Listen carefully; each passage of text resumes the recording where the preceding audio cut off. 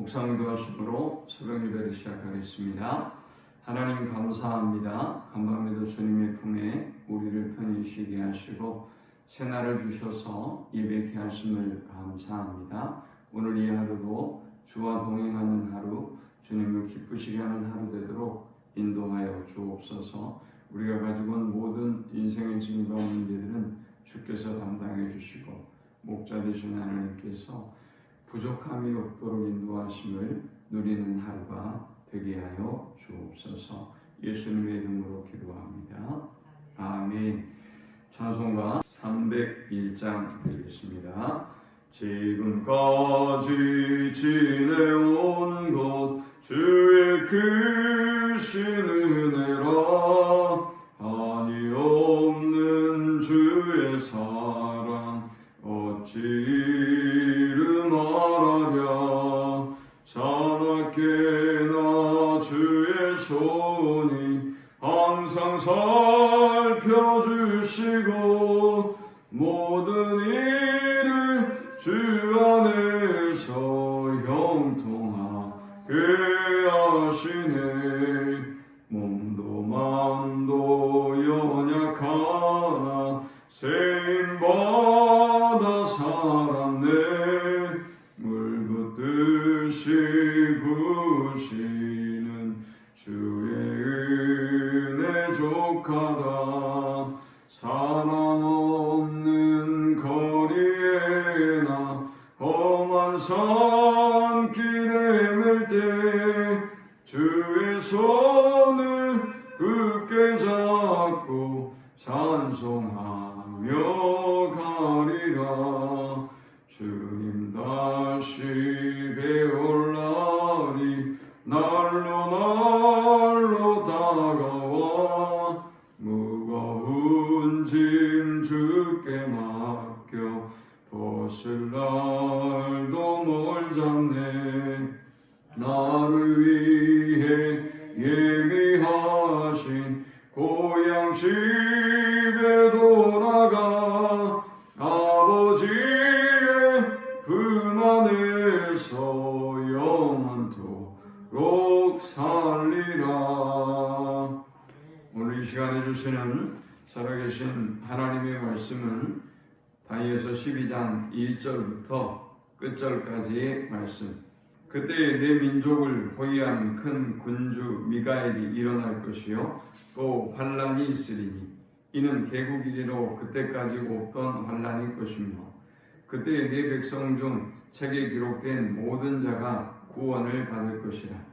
땅의 티끌 가운데에서 자는 자 중에서 많은 사람이 깨어나 영생을 받는 자도 있겠고 수치를 당하여서 영원히 부끄러움을 당할 자도 있을 것이며 지혜 있는 자는 공창의 빛과 같이 빛날 것이요 많은 사람을 옳은 대로 돌아오게 한 자는 별과 같이 영원토록 빛나리라.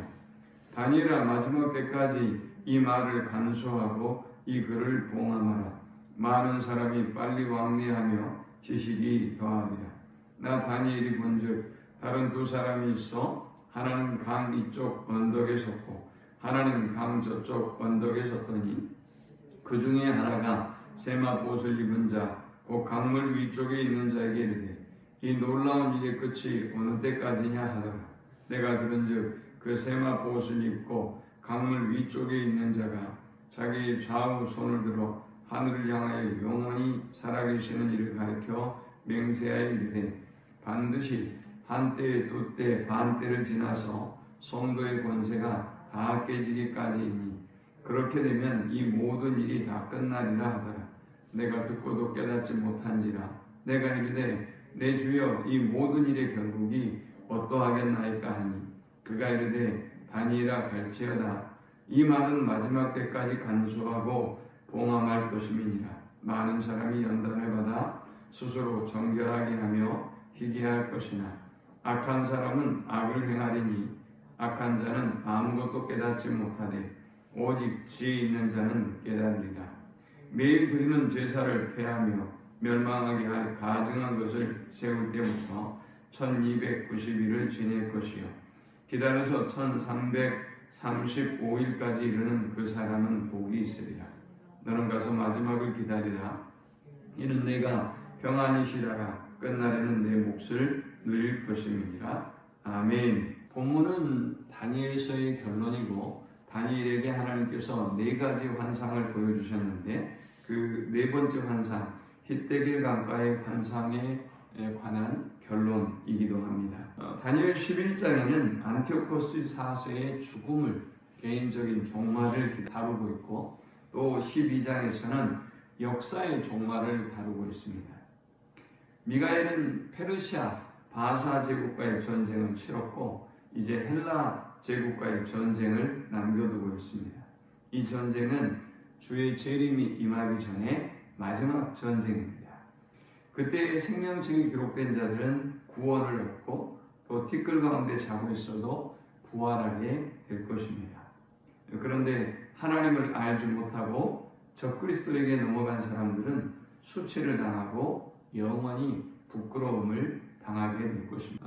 그런데 하나님을 아는 지혜로운 자들, 지난 본문에 그렇게 쓰고 있죠. 하나님을 아는 지혜로운 자들은 그 고난을 통해서 연단하고 정결하고 끝까지 믿음을 지켰던 것을 볼 수 있습니다. 바로 그 하나님을 아는 지혜로운 자들이 하나님의 말씀을 붙잡고 끝까지 지키고 이 말씀을 증거하는 삶을 살아가는데 이들이 영원히 별과 같이 빛나게 될 것이다 라고 본문에 말씀하고 있는 것입니다. 본문을 통해서 우리가 말세를 사는 성도로서 어떤 삶을 살아야 되는지 세 가지로 교훈 얻을 수 있습니다. 첫 번째, 많은 사람들을 옳은 대로 오게 하라 했습니다. 그때의 영생을 얻게 될 이들, 하나님을 아는 지혜로운 사람들은 많은 사람들을 옳은 대로 오게 합니다. 본문의 3절에 보니까 지혜 있는 자는 궁창의 빛과 같이 빛날 것이요 많은 사람을 옳은 대로 돌아오게 한 자는 별과 같이 영원토록 빛나리라 했습니다. 이들은 환난의 때에도 신실하게 말씀을 지키고 가르치고 자신뿐만이 아니라 다른 사람들을 옳은 대로 오게 하는 사람들입니다. 이들은 많은 사람들에게 하나님의 말씀을 전하고 가르치다가 순교하게 됩니다. 하지만 이 순교를 통해서도 많은 사람들이 하나님 앞에 돌아오고 또 많은 사람들이 연단되고 정결한 믿음을 지키는 기회가 되기도 하는 것입니다. 하나님은 이 사람들에게 너희는 별과 같이 영원토록 빛날 것이다 라고 약속하셨습니다. 오늘 우리가 정말 환난의 때를 살아가고 있는데 말세를 살아가는 하나님을 아는 지혜로운 성도들답게 여러분의 믿음을 지키고 또 많은 사람들에게 이 하나님의 말씀을 증거하고 가르치고 많은 사람을 하나님께 돌아오게 하는 우리가 되어서 하나님의 나라에서 별과 같이 영원토록 빛나는 그런 축복을 누리는 우리 모두가 될 수 있기를 축원합니다. 두 번째는 간수하고 봉함하라 라고 말씀하고 있습니다. 4절에 보니까 다니엘아 마지막 때까지 이 말을 간수하고 이 글을 봉함하라.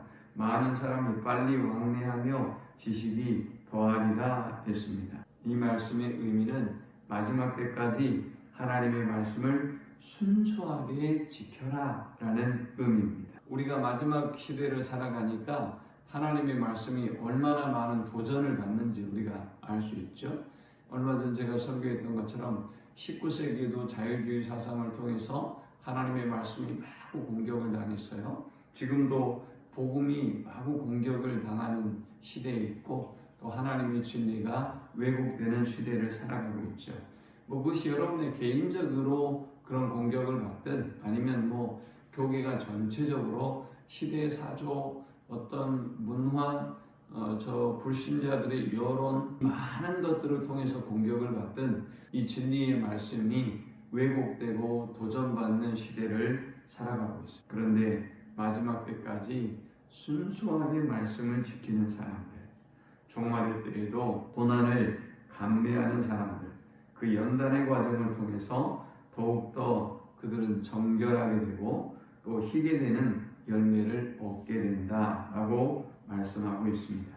하나님의 사람들은 하나님의 말씀을 순수하게 수호하고 지키는 마지막 세 번째, 가서 기다리라 했습니다. 자, 이제 종말의 때에 대한 하나님의 말씀이 선포되자 모든 일의 결국을 다니엘이 묻습니다. 이때가 언제입니까? 이 하나님의 말씀이 언제 이루어집니까? 라는 궁금함을, 또 그 때를 알고자 하는 질문이 있습니다.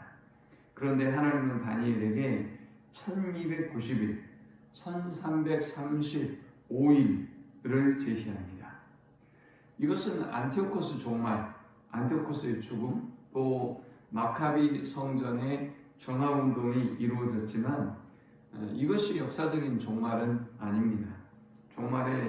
그래서 하나님은 1290일과 1335일을 이야기하면서 이것이 완전한 역사적인 종말은 아니기 때문에 이제 우리는 종말의 완전한 성취를 기다리고 또 기대하며 사모하며 살아야 된다라는 것을 우리에게 교훈하고 있습니다. 역사의 종말이 한때, 두때, 반때라는 상징을 사용해서 표현됨으로써 우리는 다시 종말의 때를 기다려야 한다.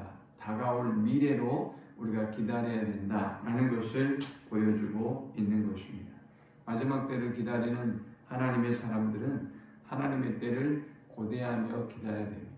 날짜를 헤아리고 언제 오시지 이런 게 아니라 오늘 우리는 가서 자신의 삶의 위치로 가서 자신의 사명의 자리로 가서 우리가 서 있어야 될 그곳에 가서 그곳에서 우리는 주님의 때가 이루어지기를 기다리고 또 최선을 다하는 사명을 다하는 삶을 살아야 하는 것입니다.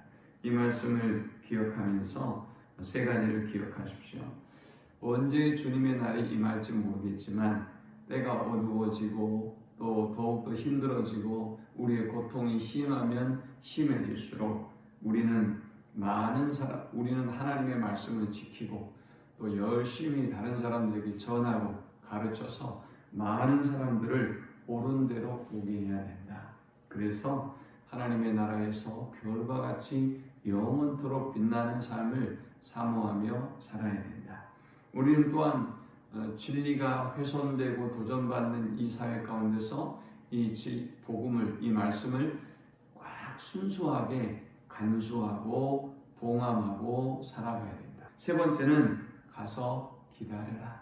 때를 알려고 하지 말고 언제 주님의 재림이 임합니까? 날짜를 세려고 하지 말고 네가 있어야 될 곳, 너의 가정으로, 너의 직장으로, 너의 교회로, 너의 사명의 자리로 가서 기다려라 라고 했던 말씀처럼 오늘 여러분의 사명의 자리에 가서 최선을 다하고 하나님을 기쁘시게 하는 우리 모두가 되시기를 축원합니다. 하나님 감사합니다. 귀한 말씀을 통해서 깨닫고 은혜 받습니다.